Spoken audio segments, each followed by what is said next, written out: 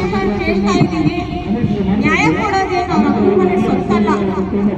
ಹಿಂಗೆ ಮೌನವಾಗಿ ಬಾಯ್ ಮುಚ್ಕೊಂಡು ನಾವು ಒಳ್ಳೆಯವರು ಅಂತ ಮುಚ್ಕೊಂಡು ಕೂತಿದ್ರೆ ಅವ್ರ ಮನೆಗೆ ನುಗ್ಗಿ ನ್ಯಾಯ ತಗೋತೀವಿ. ಅದೇನು ದೊಡ್ಡ ವಿಷಯ ಅಲ್ಲ. ಹೆಣ್ಣಂತೂ ಕಲಿತಾರೆ, ಶಾಲೆ ಅಂತ ತೆರೆದಂತೆ ಅಂತ ಇದ್ರು. ಕಲಿಯಕ್ ಹೋಗಿದ್ಕೆ ಸ್ವಾಮಿ ನಮ್ಮ ಹೆಣ್ಮಗು ಬೀದಿ ಹೆಣ ಆಗಿದ್ದು.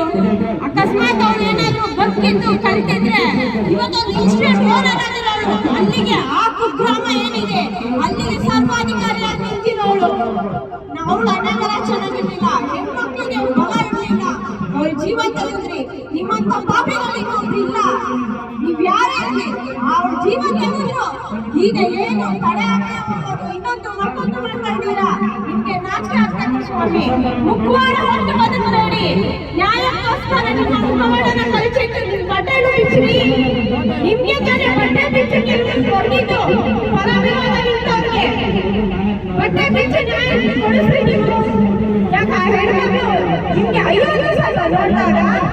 ನಿಮ್ಮನೆ ಹೆಣ್ಮಕ್ಳನ್ನ ಆ ಪರಿಸ್ಥಿತಿ ನೋಡಿದ್ರೆ ನಿಮ್ಗೆ ಅದು ಗೊತ್ತಿರೋದು. ಯಾಕಂದ್ರೆ ನಿಮ್ಗೆ ಅದು ಬರೋದಿಲ್ಲ. ಎಲ್ಲ ಐಷಾರಾಮಿ ಜೀವನ, ನಿಮ್ಗೆಲ್ಲ ಸೆಕ್ಯೂರಿಟಿ ಸೇಫ್ಟಿ ಎಲ್ಲ ಇದೆ. ಆದ್ರೆ ಬಡ ಹೆಣ್ಮಕ್ಳಿಗೆ, ಮಿಡಲ್ ಕ್ಲಾಸ್ ಹೆಣ್ಮಕ್ಳಿಗೆ ಆ ಥರ ರಕ್ಷಣೆ ಇಲ್ಲ. ಮಿಡಲ್ ಕ್ಲಾಸ್ ಹೆಣ್ಮಕ್ಳಿಗೆ ಏನೇ ಅನ್ಯಾಯ ಆದ್ರೂ ಅದೇ ವರ್ಗದ ಒಂದು ಗಂಡು ಮಗುವಿನ ನಿಲ್ಲಿಸಿ ಅವ್ರ ಜೀವನನ ಬರ್ಬಾದ್ ಮಾಡ್ತೀರ ಅನ್ನೋದಕ್ಕೆ ಈ ಪ್ರಕರಣ ದೊಡ್ಡ ಸಾಕ್ಷಿ. ನಾಚಿಕೆ ಆಗಬೇಕು ನಿಮ್ಗೆ.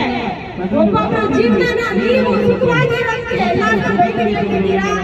ನೀವು ಆದಷ್ಟು ಬೇಗ ಬೈಲಿಗೆ ಬಂದು ಬಿಗಿತ ಲಾಭ ಇಚ್ಚೆ. ಧನ್ಯವಾದಗಳು.